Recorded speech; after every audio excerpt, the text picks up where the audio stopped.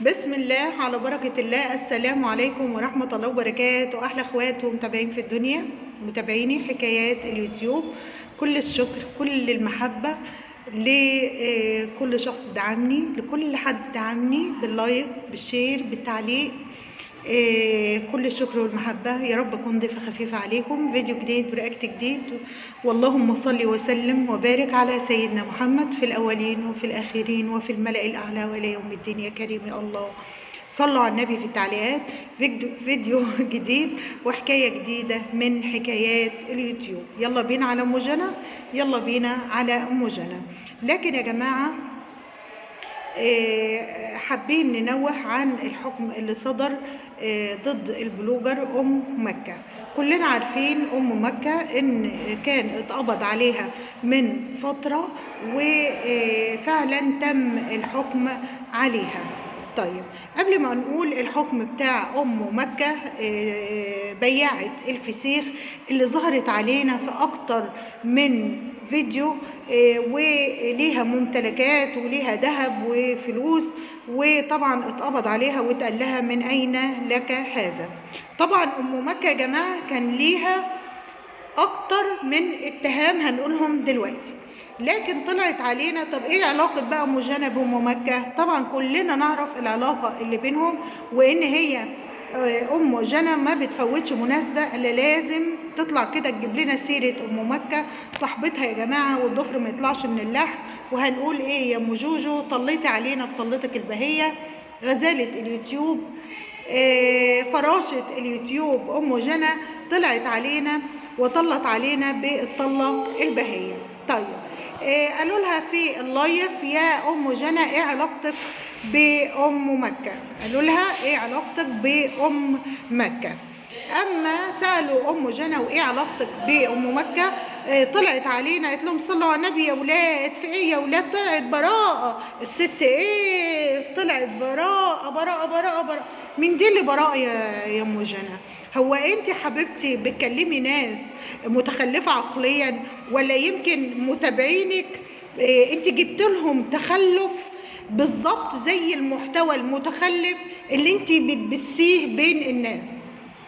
يا جماعة يا جماعة الخير، أم جنى طلعت علينا في لايف بتقول أم مكة براءة. لا يا جماعة، أم مكة تاجرة الفسيخ، تاجرة العملة، صاحبة غسيل الأموال، صاحبة هذه التهم، حكم عليها في أول قضية ليها. يا أم جنى أنت كذابة وعلى طول بتكذبي، وللأسف إن في ناس بتتابعك وبتصدق كذبك. أم مكة يا جماعة أخذت حكم في أول قضية ليها، أول قضية عليها اللي هي إساءة استخدام مواقع التواصل الاجتماعي وعمل فيديوهات خادشة للحياة تتنافى مع القيم الأسرية في المجتمع المصري. ده كان أول قضية لأم مكة بتاعت الفسيخ. طلعت بقى أم جنى تقول لك أخذت براءة. الحكم كان 6 شهور حبس مع إيقاف التنفيذ، مع إيقاف التنفيذ. إذا الحكم بتاع أم مكة هو 6 شهور حبس. يا أم جنى يا كذابة، أنت بس بتداري العلاقة اللي بينك وبينها، أو من أين لك هذا؟ زي ما اتقال لأم مكة من أين لك هذا، زي ما هيتقالك من أين لك هذا يا أم جنى. من أين لك البيوت والفلل والعربيات؟ بطلي كذب. أم مكة أخذت حكم، ودي أول قضية، مع غرامة 100,000 جنيه. يبقى 6 شهور حبس، غرامة 100,000 جنيه.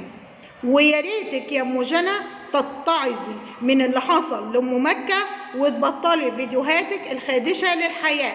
يا ريت تبطلي فيديوهاتك الخادشة للحياة، محتواكي الهابط الغير اخلاقي اللي بيصور عن الست المصريه انها عباره عن ست بكرش مفجوعه قاعده ليل ونهار تاكل في العيال وتاكل في ولادها بصوره مقززه. يا كذابه، ام مكه اخذت 6 شهور حبس مع ايقاف التنفيذ، ودي اول قضيه، و100,000 جنيه غرامه. براءه منين؟ منين يا جماعه براءه؟ هو انت اكتبي كده على جوجل الحكم هيطلع لك. بطلي كذب. طبعا يا جماعه هي لازم تعمل كده، لان هي انا قلت لكم هي البلوجر الوحيده اللي عليها علامات استفهام، من اين لك هذا، والعلاقه اللي كانت بين ام مكه وام جنى. تمام. وبعدين يا ام جنى هتطلع لنا متابعينك يشتموا، والنبي لو اشقلبته انا مش هرد شتيمه بشتيمه، لان مش دي اخلاقي. يمكن دي اخلاقه بس مش اخلاقي. اشتمي براحتك خالص يا شيخه ام جنى، اشتمي براحتك خالص وعلى مهلك خالص. طول ما احنا وراكي بالمرصاد ورا اي محتوى هابط انت وصدفه جات ذات الشتائم البذيئه ذات المحتوى الرديء، وراكم بالمرصاد نبين كذبكم ونبين المحتوى الهابط للناس.